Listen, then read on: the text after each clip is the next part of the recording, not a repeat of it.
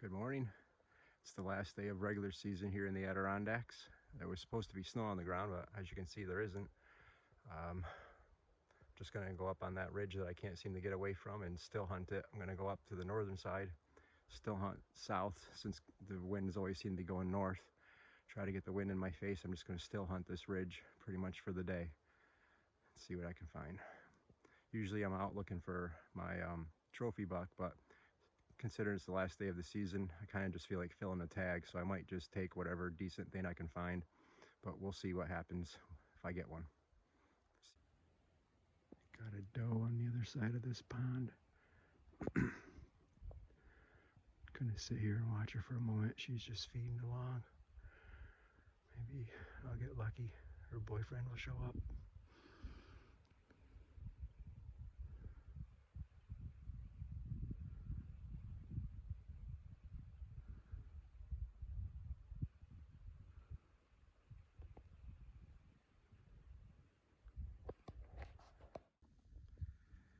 I'm sitting on this ledge and I realize this is a real good opportunity to show you why it's so hard to shoot an Adirondack buck. So let me show you what's going on. So a big mature buck will come and bed down right here, right up against this rock. Now his back is to this, so you're not coming up behind him, and if you do, you're gonna be standing up there, you're gonna look right over the top of him.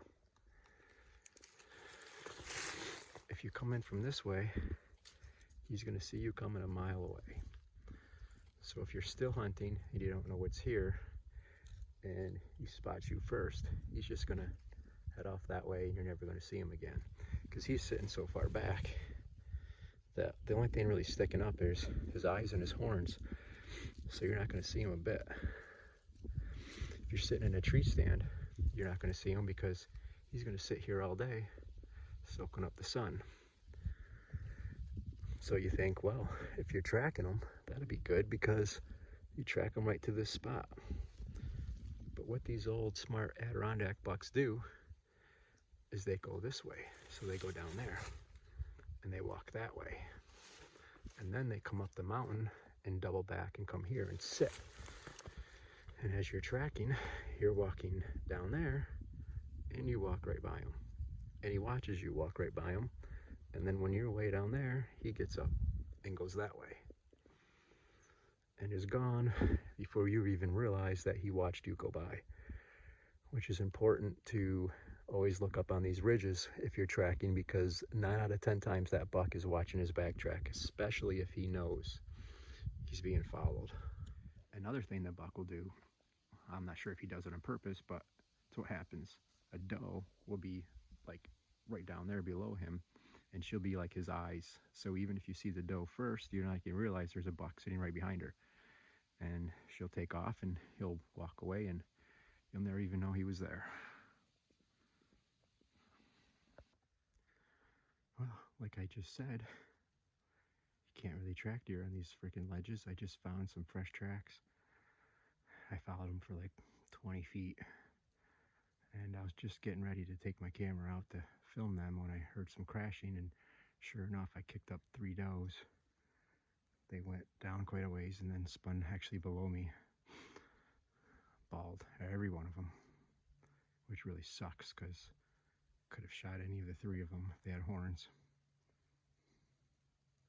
At least I saw 4 deer today. It's a good sign.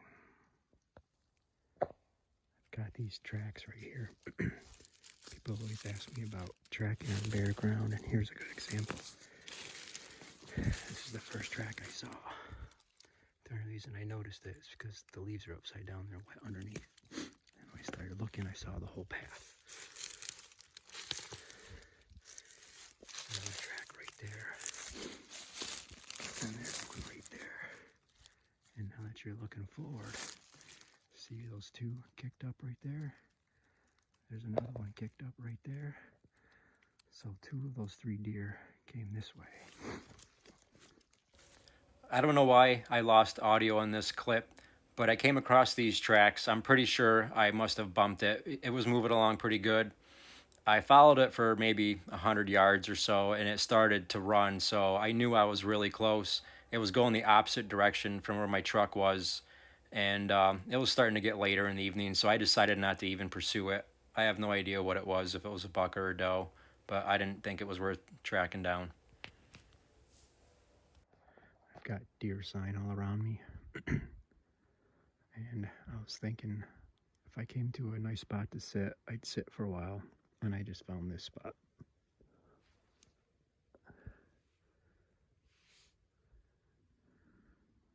There's a lot of property down there that I can see.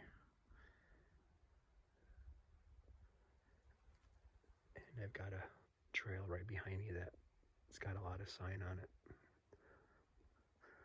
I'm less than a mile from my truck.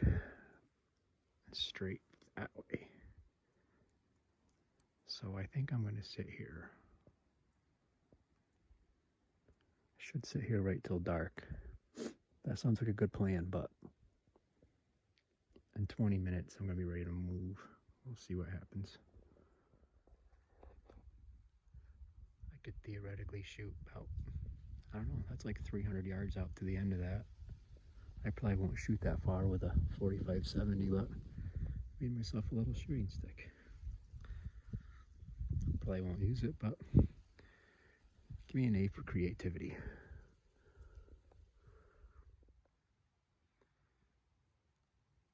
Well, I managed to stay in this spot for over an hour. It's about a half hour till the sun sets, and I'm only about a mile from the truck, but with this terrain, with all the ledges and stuff, I don't like coming out of here in the dark.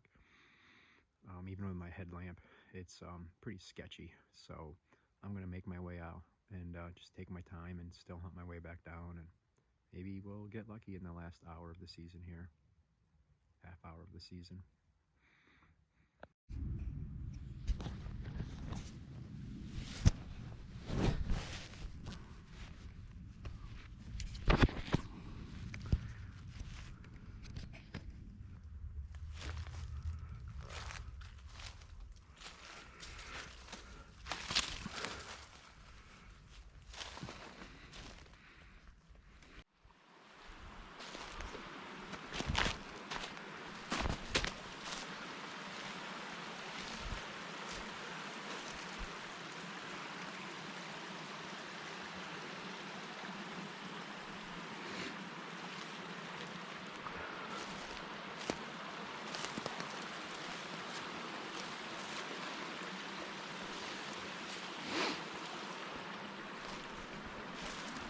So that will conclude my 2022 deer season.